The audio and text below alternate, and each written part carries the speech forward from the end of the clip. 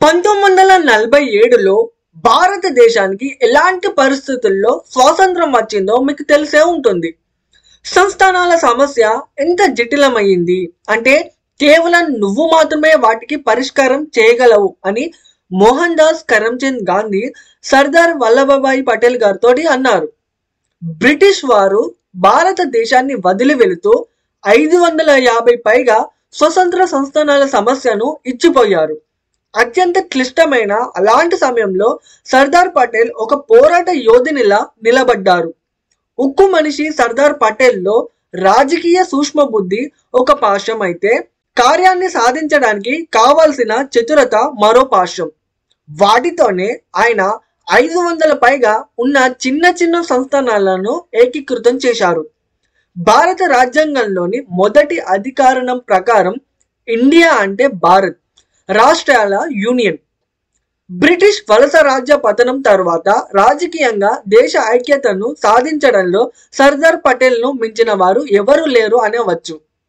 1947లో స్వతంత్రానికి పూర్వం దేశంలోని 48% భూభాగం, 28% జనాభాతో 555 సంస్థానాలు ఉండేవి. చట్టపరంగా అవి బ్రిటిష్ ఇండియాలో భాగం కాదు. దాంతోపాటు అక్కడి నివసించే ప్రజల మీద ఎలాంటి బ్రిటిష్ అజమాయిషీ ఉండేది కాదు. కానీ నిజానికి అవి బ్రిటిష్ రాజ్యానికి లోబడి ఉండేవి. ఇండియా ఇండిపెండెన్స్ యాక్ట్ 1947 ప్రకారం భారతదేశంలోని సంస్థానాలు బ్రిటిష్ సార్వభౌమాధికారం నుండి విముక్తి పొందినవి. దాని కారణంగా ప్రతి సంస్థానాధిపతులకు భారతదేశంతో లేదా పాకిస్తాన్తో కలవడం లేదా సర్వ స్వతంత్రంగా ఉండే అవకాశం కల్పించబడింది. ఒక విధంగా ఈ సంస్థానాధిపతుల అందరినీ బ్రిటిష్ సామ్రాజ్యానికి సామంతులుగానే పిలువవచ్చు. 1957లో జరిగిన భారతదేశ స్వతంత్ర పోరాటం సమయంలో చాలా సంస్థానాలు బ్రిటిష్ వారికే సహకరించాయి. భయంకరమైన ప్రళయంలో తాము కొట్టుకుపోకుండా ఈ సంస్థానాలే కాపాడాయని స్వయంగా లార్డ్ కన్నింగ్ అంగీకరించాడు. జూన్ 27, 1947లో కొత్తగా ఏర్పడిన సంస్థానాల పాలన విభాగానికి ఆయన మంత్రిగా నియమించబడినారు. వారికి తోడుగా సెక్రటరీ విపి మీనన్ కి సంస్థానాధిపతులతో చర్చించే బాధ్యతను అప్పగించారు. వారిద్దరూ కలిసి ఒక విలీన పత్రాన్ని రూపొందించారు.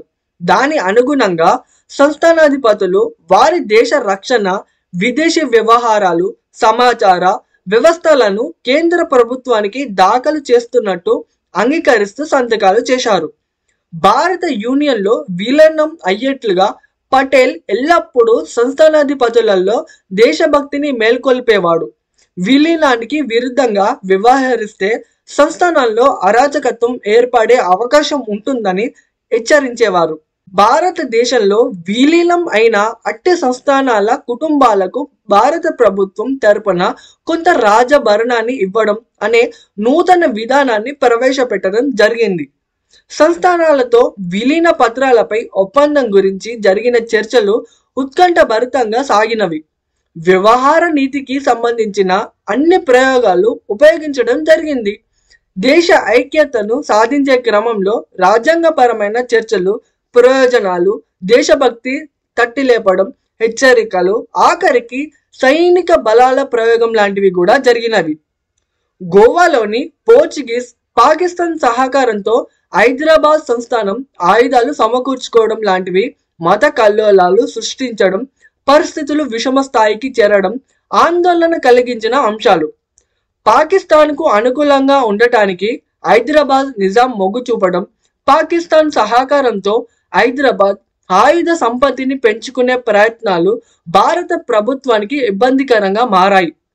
స్వతంత్ర హైదరాబాద్ అంటే భారత్ హృదయంలో పుండు లాంటిది. దాన్ని శస్త్రచికిత్స ద్వారానే నిర్మూలించాలి.